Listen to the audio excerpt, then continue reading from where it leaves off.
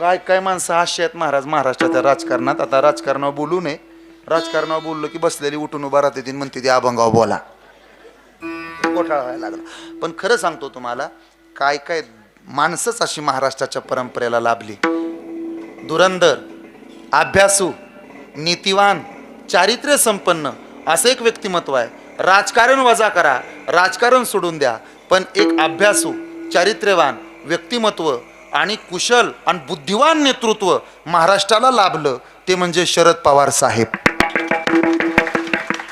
का अहो एकदाच बोलतात आणि कार्यक्रमच करतात, आहे का नाही? एक तर बोलत नाहीत, पण बोलल्यावर कळलं ना तुम्हाला. म्हणून नसावी निद्रा बहुभाषण. तुम्ही चांगलं ते घ्या, राजहंसासारखं जगायचं, चांगलं चांगलं वेचायचं, नको ते बोराटे महाराजाला देऊन टाकायचं माघारी, रागाला जायचं नाही अजिबात. निद्रा बहुभाषण. बरं एवढं केलं की आनंदी आनंद. नवरा बायकोनं लय भांडण्यात काय मजा आहे का? आरेला कार्य करायचं नाही. ती जर म्हणली ना हे बघा मी आहे म्हणून टिकली, होय खरं आहे खरं आहे खरं आहे म्हणायचं. आणि नवरा जर म्हणला ना हे बघ बघून घेईल तुला, काय हो हाय तुमच्यात बळ आहे.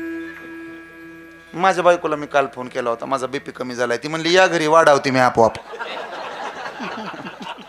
असं कमी बोलायचं, ताण घ्यायचा नाही, जिथल्या तिथं राहायचं. कमी बोललं की भांडण लागत नाही, कमी बोलायचं बरं का चोपदार.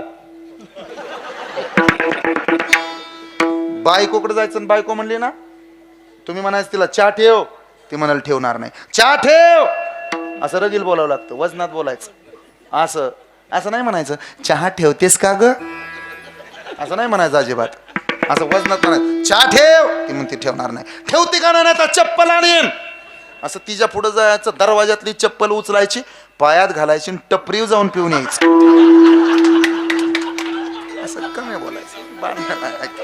निद्रा बहुभाषण असं जिथल्या तिथं. बरं एका पोराला लय झोपायची सवय होती. घरचे म्हणले हे बघ लग्नाला चाललोय, दार उघडाय, झोपलाय तू, दार लावून घे, जावा जावा लावतो, दार लावून घे, जावा जावा लावतो. माणसं गेली पण, लग्न लागलं पण, दुसऱ्या दिवशी माघारी आली, ए पोरा अरे दार उघडच ठेवलंय, जावा जावा लावतो. इतकं झोपेचा नाद त्याला होता. निद्रा बहु नसावी, भाषण बहु नसावं, कमी बोलावं. जितकं कमी बोलता येईल तितकं कमी बोला. तुम्ही बघा गप्प बसणाऱ्या माणसाचा अंदाज आहे का? पण जे बोलतात त्यांचा अंदाज लगेच येतो. आता तेच जर बोलले नसते अंदाज आला असता का?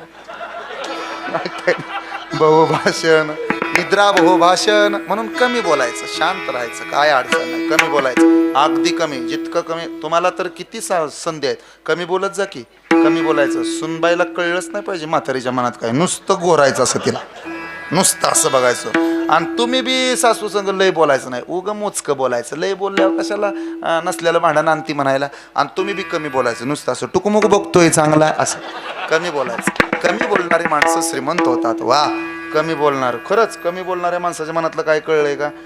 आमच्या वस्तीवर एक पोरगी नांदायला आली, नवी नवरी होती, शिकलेली होती, ग्रॅज्युएशन झालेलं होतं, पण गावंढळ बोलायची. तिला काय विचारलं ना जेवलीस का, हा अगं हाक काय म्हणते, असं होय म्हणायचं. तिला म्हटलं काय झालं, मग ती हाक म्हणायची सवय. काय सवय? हाक. मग ते सांगितलं सासून, सुनबाई काय माझ्याकडे बघ. सुनबाई घाबरली. आतापासनं होय म्हणायचं. काय म्हणायचं? होय. काय म्हणायचं? काय म्हणायचं? काय म्हणायचं? होय. काय म्हणायचं? राहील ना मध्ये ना सुनबाई. ती म्हणली हा.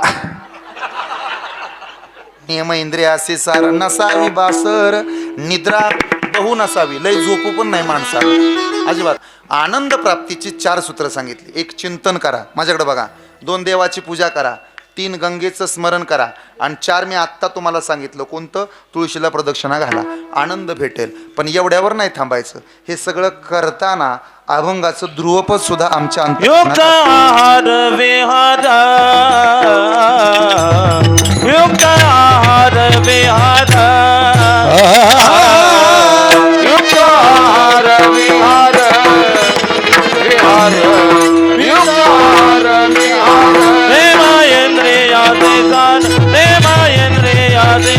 नाही बाबा. नियम इंद्रियासी सार. ऐका, नियम म्हणजे पारमार्थिक नियम केला पाहिजे. कोणता? एक अभंग वाचा, एक पाठ करा, काही करा.